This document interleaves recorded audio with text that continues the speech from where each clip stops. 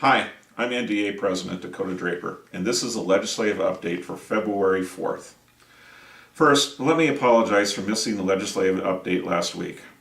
As some of you may know, we've had some family and health issues among the staff at NDEA, and unfortunately this has prevented us from doing an update last week. I hope you understand and that we believe that family comes first, and hopefully we'll have better and healthier days ahead of us. So, what's happened in the last 2 weeks? Well, lots. First, just yesterday, the Government and Veterans Affairs Committee voted to approve 3 retirement bills. The first, House Bill 1134, a bill we strongly support, was given a 12-to-1 due pass recommendation. This bill is necessary to ensure that the fund's health is restored and ensure that teachers continue to receive a safe and sound retirement. The second bill, House Bill 1258, this bill would remove new teachers from the Defined Benefit Program in TFFR and place them in a Defined Contribution Program.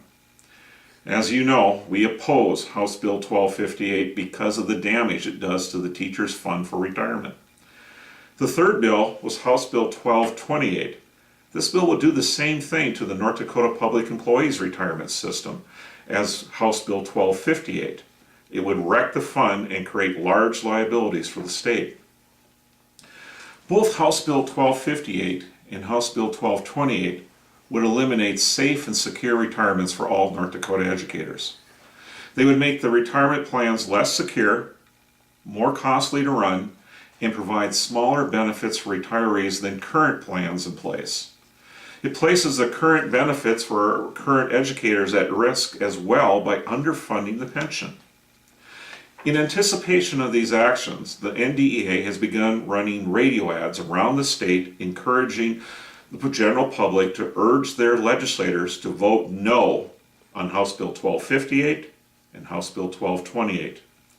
We encourage you to visit www.ndea.org/PPP to listen to the radio ad and then send your legislators a message encouraging them to support House Bill 1134 and oppose House Bill 1258 and House Bill 1228. Now, it may sound like that's all we've been doing is dealing with retirement issues, and while that has taken up a lot of our time, we've also been very busy working on the North Dakota Commission of Education Improvement recommendations contained in Senate Bill 2150. This bill has been heard by the Senate Education Committee, and they have begun amending the bill to make some changes. Senate Bill 2150 contains recommendations to authorize the Supplemental Teacher Effectiveness Compensation Plan. As you may know, this plan would allow school districts to build alternative compensation proposals in a safe setting that would ensure teachers in a school district must completely agree on a plan before proceeding. Now, we've been hearing from legislators that administrators are telling them that they don't support this plan and that they want to reduce funding for public education by eliminating this plan. In our judgment, they are doing this out of fear and because it will create some additional work for them.